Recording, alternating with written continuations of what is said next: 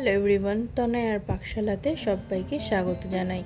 যারা first time চ্যানেলটা visit করছো তাদের কাছে অনুরোধ রইল চ্যানেলটা সাবস্ক্রাইব করো, পাশে থাকা বেল আইকনটি প্রেস করো যাতে নতুন নোটিফিকেশান তোমাদের সামনে চলে আসে। ইঁচড় খেতে আমরা কিন্তু ভীষণ পছন্দ করি, কিন্তু ইঁচড়ের যদি একটু ইউনিক রেসিপি পাওয়া যেতে পারে তাহলে কেমনটা হয়। তার জন্য তো আমার চ্যানেলকে তোমাদের সাবস্ক্রাইব করতে হবে। তাই একটা সুন্দর রেসিপি নিয়ে হাজির হলাম। আজকের রেসিপি কিমা ইঁচড়। এর জন্য দেখো এখানে আমরা কিছু মাংস নিয়ে নিয়েছি, আর এখানে আমরা ইঁচড়টাকে খুব ভালো করে কেটে ধুয়ে রেখে দিয়েছি। কড়াইতে দিলাম পরিমাণ মতন সাদা তেল। এখানে ইঁচড়টা কিন্তু আমরা সিদ্ধ করে রাখিনি, ইঁচড়ের মধ্যেই দিলাম নুন আর হলুদ। আর এখানে আমরা চিকেন যেটা নিয়েছিলাম বোনলেস, সেটাকে এইখান প্রেশার কুকারের মধ্যে দিয়ে দিলাম হাফ চামচ মতন আদা, রসুন আর পেঁয়াজ বাটা দিয়ে সামান্য একটু জল দিয়ে অল্প একটু নুন এর মধ্যে অ্যাড করে দেবো। দিয়ে কিন্তু এটাকে খুব ভালো করে আমাদের সিদ্ধ করে নিতে হবে। আমরা অল্প একটুখানি গোলমরিচের গুঁড়োও দিয়েছিলাম। এবার ইঁচড়টাকে একদম ছাকা তেলে ভেজে নিতে হবে। ইঁচড় চাইলে তোমরা কিন্তু সিদ্ধ করেও কিন্তু ভেজে করতে পারো, কিন্তু একবার এইভাবে ডাইরেক্ট তেলে দিয়ে ভেজে খেয়ে দেখো, অসাধারণ লাগে খেতে। কিন্তু তার স্বাদটাই কিন্তু একদম পাল্টে যায়। দেখো খুব সুন্দর করে গোল্ডেন ব্রাউন করে ভাজা হয়ে গিয়েছে। এবার এইগুলোকে তুলে নিলাম। এবার চৌকো করে কেটে নেওয়া কিছু আলু, যেটা এই ইঁচড়ের মধ্যে আমরা অ্যাড করব, সেই আলুটাকেও কিন্তু এই তেলের মধ্যে দিয়ে খুব ভালো করে কিন্তু গোল্ডেন ব্রাউন কালার ধরা অবধি ভেজে নেব। ভেজে দেখো আমরা সম্পূর্ণ সেটাকেও তুলে নিলাম। ওই কড়াইতে ফোড়নে দিলাম তেজপাতা, শুকনো লঙ্কার গোটা জিরে। খুব সুন্দর যখন চড়বড় করে উঠবে, এখানে একটা বড় সাইজের পেঁয়াজকে খুব সুন্দর করে গ্রেট করে নেব। এবার গ্রেট করে নেওয়া পেঁয়াজটাকে একটু ভালো করে কিন্তু তেলের মধ্যে নাড়িয়ে চাড়িয়ে নিতে হবে। এই পেঁয়াজটা হালকা যখন একটু গোল্ডেন ব্রাউন ধরবে, তখন এর মধ্যে আমরা দেখো এখানে চিকেনগুলোও সিদ্ধ হয়ে গিয়েছে। এবার এগুলোকে হাত দিয়ে খুব ভালো করে কিন্তু একটু টুকরো টুকরো করে নিতে হবে।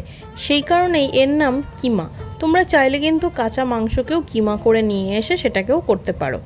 সেটাকে আর সিদ্ধ করার কোনো প্রয়োজন নেই, ডাইরেক্ট মশলার সাথে মিশিয়ে দিলেই হবে। দিলাম হাফ চামচ মতন আদা বাটা, 1 চামচ মতন রসুন বাটা দিয়ে এর মধ্যে দিলাম 1 চামচ মতন কাঁচা লঙ্কা বাটা। ঝালটা সম্পূর্ণ তোমরা তোমাদের মতন করে খেও। এবার এটাকে খুব ভালো করে নাড়িয়ে চাড়িয়ে কিন্তু ভেজে নিতে হবে।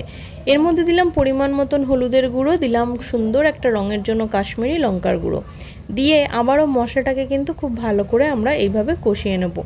সাইড দিয়ে অল্প একটু জল দিয়ে নিলাম যাতে মশলাটা পুড়ে না যায়। এবার এর মধ্যে কিছু আমরা ড্রাই স্পাইসেস অ্যাড করব। এর মধ্যে দিয়ে দিলাম গুঁড়ো মশলার মধ্যে দিলাম বেশ খানিকটা পরিমাণে ধনের গুঁড়ো, দিলাম হাফ চামচ মতন জিরের গুঁড়ো দিয়ে আবারও কিন্তু মশলাটাকে খুব ভালো করে কিন্তু কষিয়ে নিতে হবে। দেখো মশলা থেকে যখন তেল ছেড়ে দিয়েছে, তখন স্লাইড করে কেটে নেওয়া সেই চিকেনের টুকরোগুলোকে দিয়ে দিলাম এবং তার সাথে আলু আর যে ইঁচড়টা ছিল সেটাকেও কিন্তু আমরা দিয়ে নিয়েছি। ইঁচড় আমাদের এখানে যেহেতু একদম তেলে ভেজে নিয়েছি, এখানে কিন্তু আমাদের 80% কুক কিন্তু হয়েই গিয়েছে। এবার দিলাম পরিমাণ মতো নুন দিয়ে কিন্তু এটাকে আবারও ভালো করে নাড়িয়ে নিতে হবে। এখানে স্বাদ অনুযায়ী তোমরা নুন ব্যবহার করতে পারো। এটা কিন্তু রুটি, লুচি, পরোটা, পোলাওয়ের সাথেও ভাতের সাথেও কিন্তু ভীষণ মজাদার লাগে খেতে। একবার এইভাবে ট্রাই করে দেখো। এবার এইভাবে নিয়ে কিন্তু 5-10 মিনিট এইভাবে ভালো করে কিন্তু আমাদের মশলার সাথে কষিয়ে নেব। ওপর থেকে 2 চামচ মতন ফাটিয়ে নেওয়া টক দই দিয়ে দিলাম। টক দইটা দিয়ে কিন্তু আবারও ভালো করে কষিয়ে নিতে হবে। ব্যাস আমাদের এখানে কিন্তু সম্পূর্ণটা কষে গিয়েছে। এবারে দিলাম পরিমাণ মতন জল। তোমরা যদি মনে করো এটা খুব বেশি পাতলা খেতে চাও, তাহলে কিন্তু সেটা ভালো লাগবে না।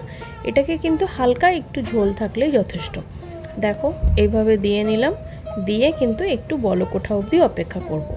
যখন সুন্দর বলক উঠে আসবে, তখন কিন্তু এটাকে এর মধ্যে দিয়ে দেবো সামান্য একটুখানি চিনি। ঢাকা চাপা দিয়ে রেখেছিলাম, সিদ্ধ হয়ে গিয়েছে, দিলাম চিনির। আর দেব পরিমাণ মতন ঘি আর গরম মশলা। ব্যাস আমাদের এই রান্নাটা কিন্তু একদম রেডি, কিমা ইঁচড়।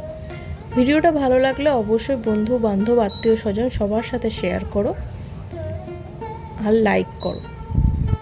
ধন্যবাদ। দেখা হচ্ছে আরও একটা রেসিপির সাথে।